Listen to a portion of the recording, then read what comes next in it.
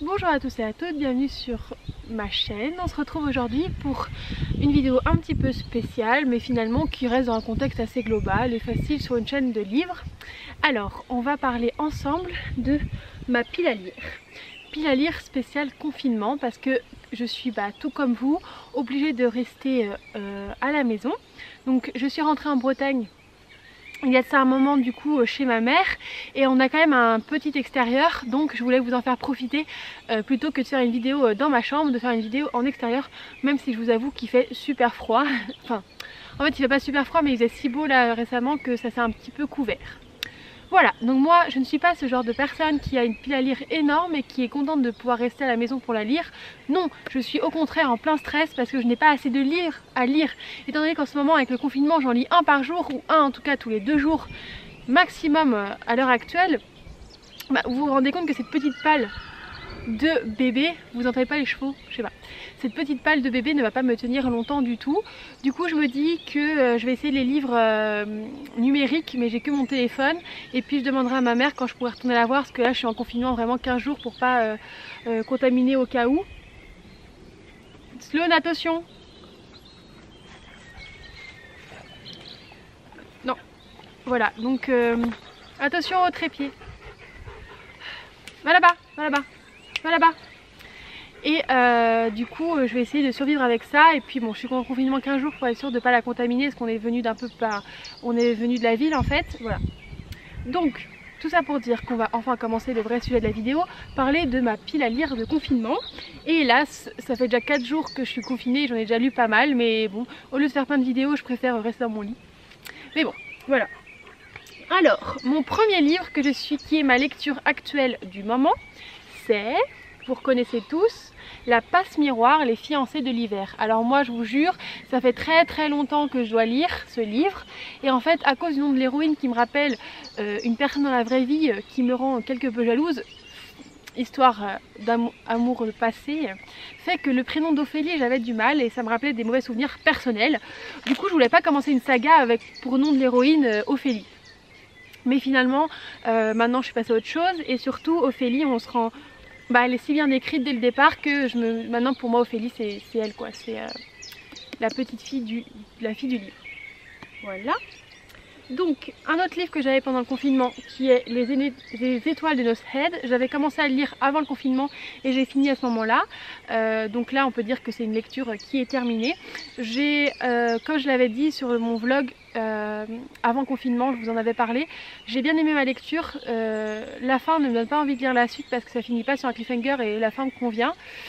Mais j'ai pas trop aimé le comportement du personnage principal, qui était très critique. Par exemple, il y avait une fille qui était gothique, elle lui mettait des jugements de valeur, il y avait de la musique, elle mettait un jugement de valeur sur la musique. Donc on peut avoir une vie rangée et stable et tranquille sans pour autant juger les autres. Donc c'est ce qui m'a dérangée, mais sinon j'ai beaucoup aimé ma lecture. Ensuite, un livre qui m'énerve encore parce que j'ai plein de tomes 1, sauf que ici là je peux pas acheter en ce moment les tomes 2. Donc je vais devoir commencer plein de tomes 1 et après être arrêtée comme ça. J'aurais bien aimé avoir une bonne saga à lire d'un coup. Là en tout cas j'ai Les Héritiers tome 1, La Princesse de Papier. Donc celle-là me donne envie, mais je pourrais pas avoir le tome 2 avant un petit moment, donc j'espère que ça finira pas... J'espère que ça finira pas trop sur un cliffhanger de ouf. Ensuite, un autre livre que j'ai lu en une soirée et une journée, qui est Le Clair de Lune à Manhattan. Alors là j'ai dévoré ma lecture parce que c'était cocooning, cosy, tout ce que j'avais besoin à Manhattan, à New York, avec l'ambiance de Noël. Enfin c'était vraiment une petite lecture très agréable à lire. J'ai adoré le personnage principal qui promenait les chiens, j'ai adoré la romance, j'ai vraiment aimé ce livre. Après il y en a d'autres, je pense pas que je voudrais lire un autre livre de cette autrice parce que c'est quand même toute une romance et c'est un peu lourd, hein. Mais un livre ça passe très bien, mais je suis pas sûre d'avoir très envie de lire les autres, surtout qu'en fait il y en avait 3 et moi j'ai lu le dernier. Donc peut-être que je serais spoilée des 2 autres histoires avant, mais en tout cas il y en a d'autres d'elle que je voudrais peut-être lire. Bon, je lirai avec plaisir, mais j'irai pas forcément les acheter dès maintenant parce que c'est quand même une bonne bricasse. Il y a presque 500 pages et que d'une romance. J'ai trouvé ça super, hein. Mais est-ce que réitérer sur un deuxième, je sais pas. Mais celui-là j'ai vraiment aimé. ça m'a beaucoup parlé parce que ça parlait d'une fille qui avait beaucoup de peur et d'angoisse, et du coup je me suis retrouvée dans ce personnage et j'ai vraiment aimé l'histoire, j'ai vraiment aimé l'ambiance, j'ai tout aimé du début à la fin. C'est vraiment un petit livre que je vous conseille, qui est vraiment top quoi, vraiment. Donc là c'est un peu un update lecture, je vais pas trop en dire hein. Ensuite, lu, acheté hier et fini hier, ou avant-hier, et en tout cas je l'ai lu en une journée, le tome 2 du Marchand de Sable. Il était dans ma pile à lire de confinement, mais je l'ai lu hier en une journée d'une traite. Et ben finalement, à côté de l'autre qui est écrit petit et avec 500 pages, là il y a 300 pages et c'est écrit quand même assez gros. Du coup je l'ai fini d'une traite, et ça n'a pas été un aussi gros coup de cœur que le tome 1, parce que finalement en fait ça m'apportait des réponses. Et j'ai largement préféré le tome 1, mais je pense que c'était juste la continuité du tome 1, ils auraient pu en faire un seul gros roman et j'aurais apprécié. Mais dans la découverte et toute l'histoire, du coup c'est le tome 1 qui me marque en tête. Là c'était la suite, une très bonne suite, j'ai tout apprécié. Mais il n'y avait pas cet engouement que j'ai pu avoir pour le tome 1. Peut-être parce que j'ai attendu un peu trop longtemps avant de me le procurer, peut-être parce que des problèmes personnels en ce moment font qu'hier j'étais un peu angoissée. Donc j'ai pas été autant à fond dans ma lecture, mais en tout cas c'est une très bonne lecture et je suis contente d'avoir fini cette duologie. Alors j'ai Kilomètre Zéro que ma voisine m'avait donné, une amie à moi qui a 80 ans, et j'ai vraiment envie de le lire. En fait c'est Maëlle qui est directrice financière d'une start-up.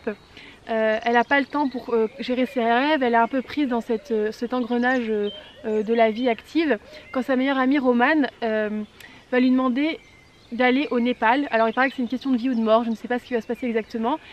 Et au cours de cette expérience et de rencontres bouleversantes, Maëlle va apprendre les secrets du bonheur profond et transformer sa vie.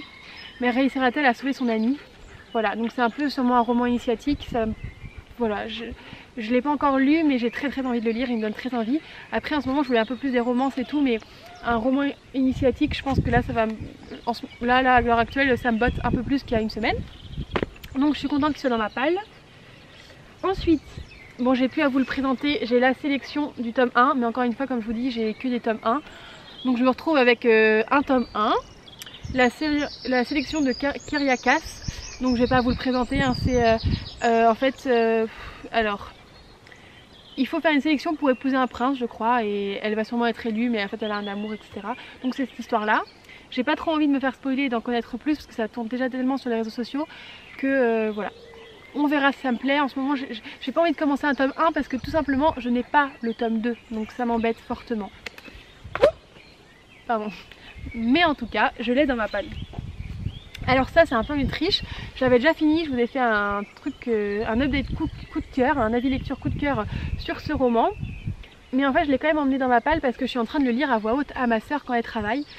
On est rendu à la page 34 et du coup c'est un peu une relecture, mais en fait j'ai tellement eu un énorme coup de cœur pour The Wake Up Deep que j'ai voulu l'emmener pendant ce confinement et puis le faire lire à ma soeur, et pourquoi pas le faire lire à ma mère c'est sûr, et à ma grand-mère, et voilà. Parce qu'on avait été à la médiathèque pour le rendre et finalement avec le confinement la médiathèque avait été fermée, mais c'était avant tout le confinement total etc. Donc c'est le premier jour où elle a été fermée. Donc je lui ai dit bon bah c'est un coup du destin, hein, il faut que je l'emmène avec moi, ce livre il est tellement bien que je dois le faire découvrir autour de moi. Donc il est dans ma pile à lire sans l'être vraiment quoi. Ensuite un roman que j'ai commencé en lecture commune avec mon... en lecture commune parce qu'en fait je lis encore une fois, on lit à voix haute, et c'est The Wilder Girl, mais je pense que je vais arrêter de le lire à voix haute parce que du coup je rentre pas dans l'histoire, et avec la personne avec qui je le lis ça va pas assez vite, et je pense que du coup je perds un peu de la magie. On est déjà à la page 56, mais je perds un peu de la magie à le lire en lecture commune, vraiment commune, hein. On est assis l'un à côté de l'autre et on lit, parce que ça va pas assez vite et du coup j'arrive pas à rentrer dans l'histoire, parce que quand je lis tout fort je suis concentrée sur ma lecture orale, et quand il lit tout fort bah je suis un peu déconcentrée aussi. Donc c'est peut-être du gâchis de le lire en lecture commune, mais vu qu'on est deux à l'apprécier, je me vois pas abandonner la lecture commune et le lire comme une grosse égoïste toute seule. Voilà. Ensuite, le dernier de ma palle, vous vous rendez compte, pour un mois ou je ne sais combien de temps qu'on va rester enfermé, comment je vais faire pour lire que ça? En tout cas, c'est une grosse briquette et c'est le Harry Potter et la coupe de feu. Donc j'ai pas à vous le présenter, je l'avais trouvé d'occasion, c'est Gilbert Jeunesse il me semble. Et voilà, bah là je me suis dit c'est le moment ou jamais, il était chez ma mère, elle me l'a laissé par la fenêtre et j'ai été le récupérer. c'est le moment où jamais de lire, et en plus ça donne trop envie parce que les autres ils étaient trop copier-coller sur le film, et en plus de ça je trouve que on apprenait pas, oui voilà, on apprenait pas énormément de choses et c'était très court et jeunesse, le tome 1. Et après, est-ce que j'ai lu le tome 2? Je crois que j'ai lu que le tome 1 et je passe directement au 3, ou alors c'est le 4 ça? Je sais plus c'est le combien. En tout cas, je ne les lis pas dans l'ordre, mais je les connais tellement par cœur que voilà, ce qui m'intéresse c'est à partir de celui-là, parce qu'il paraît que c'est là où ça commence à devenir plus sombre, les tomes suivants, et c'est là où ça se détache vraiment de l'histoire des films. Donc j'ai vraiment envie de me plonger dans l'univers Harry Potter, puis je les connais tellement sur le bout des doigts, mais je me dis mais quand ça se fait que tu les as toujours pas lus quoi. Donc on va commencer avec la coupe de feu, et après j'aimerais prendre les tomes suivants, et je reviendrai sur le prisonnier d'Azkaban quand je me le trouverai d'occasion. Voilà. Donc pour l'instant je suis au gîte pendant minimum 2 semaines, donc j'ai que ça. Je vais essayer de me télécharger Kindle sur mon téléphone portable, et il y a des livres numériques gratuits en ce moment, ou même pas gratuits, il y a Chat Noir où ils sont à 1,99 €. Je vais essayer de me mettre à lire tant pis sur mon téléphone, et puis par la suite je vais aller chez ma mère, et chez ma mère il y a des livres il y a au moins un livre, 2 livres qui me tentent pas mal, et après je fouillerai dans ma bibliothèque. Du coup je me dis que je pourrais me mettre au classique, ceux que je voulais lire au bonheur des dames, je voulais relire l'Assommoir de Zola. Du coup je me dis que ça pourrait être un bon moyen de commencer des classiques et de lire un peu ce qu'il y a dans la bibliothèque de ma famille et ma bibliothèque personnelle. Il y a plein de livres notamment de développement personnel que je n'ai pas lus, parce que je les achète mais je les lis jamais, donc je me dis que ça sera peut-être l'occasion. Mais en tout cas en attendant là je dois finir eux, et puis au pire du pire, si les 2 semaines ne sont pas passées et j'ai fini tous ces livres là, et ben je demanderai à ma mère de me mettre des livres sur la fenêtre, et puis que je puisse en lire quelques-uns et venir les chercher. Si je lis sur la fenêtre, c'est pour pas qu'on ait de contact physique avec ma mère. Voilà, donc cette petite vidéo sur ma pile à lire du confinement est terminée. J'espère qu'elle vous aura plu. Dites-moi en commentaire quel livre vous lisez pour le confinement, quelle est votre pile à lire pour le confinement, et surtout est-ce que vous avez des livres numériques à me conseiller, parce que là je vois qu'il y a plein de promos en ce moment et tout ça. Au début ça m'intéressait pas et j'ai un peu loupé le coche d'avoir plein de super affaires. Du coup n'hésitez pas à me conseiller, et j'espère que vous m'entendez assez, que le bruit des oiseaux est pas plus fort que ma voix. Et je vous dis à très vite du coup pour une nouvelle vidéo sur ma chaîne. Et puis le seul problème, je pourrais faire plein de vidéos, mais c'est qu'on a une connexion zéro, donc je mets à peu près 6 heures à uploader mes vidéos, à les mettre sur YouTube. Donc elles peuvent arriver à 4 h du matin alors que je les ai mis à 8 h le matin pour qu'elles chargent. Voilà, je vous dis à très bientôt, je vous souhaite bon courage à tous et à toutes, et dites-moi comment vous allez en commentaire. Gros bisous.